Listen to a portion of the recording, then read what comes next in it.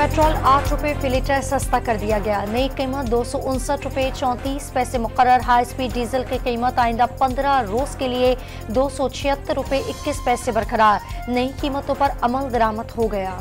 बिजली 5 रुपये 62 पैसे फी यूनिट महंगी करने की तैयारी। सेंट्रल पावर परचेसिंग एजेंसी ने दिसंबर की माहाना फ्यूल एडजस्टमेंट की मद में इजाफे की दरखास्त जमा करा दी।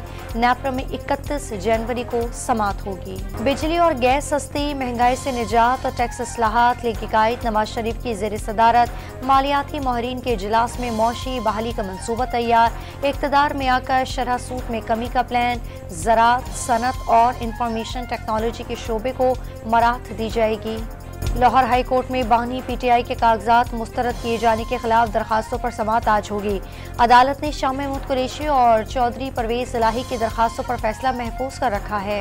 ईरान के पासदारान इनकलाब का इराकी शहर अरबेल में बैलिस्टिक मिसाइल से हमला। इसराइल की जासूसी एजेंसी मोसाद के हेडक्वार्टर को निशाना बनाया गया। दहशतगर्द गिरोह के इज्तिमा को भी टारगेट किया गया।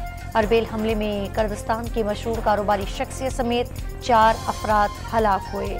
इसराइली फौज के गजा में वहशियाना बमबारी। मजीद 25 फलस्तीनी शहीद। 24 घंटे में 132 फलस्तीनियों ने जामे शहादत नोश कर लिया।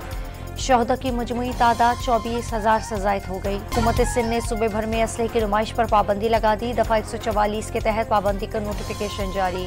रेंजर्स और कराची वाटर बोर्ड ने मुख्तलिफ इलाकों में 3 गैर कानूनी कनेक्शन खत्म कर दिए। यौमिया 6 लाख गैलन पानी चोरी किया जा रहा था। और पाकिस्तान और न्यूजीलैंड के दरमियान तीसरा T20 कल खेला जाएगा। साहबजादा फरहान पाकिस्तानी टीम में तब्दीलियां मुतवक्के हैं।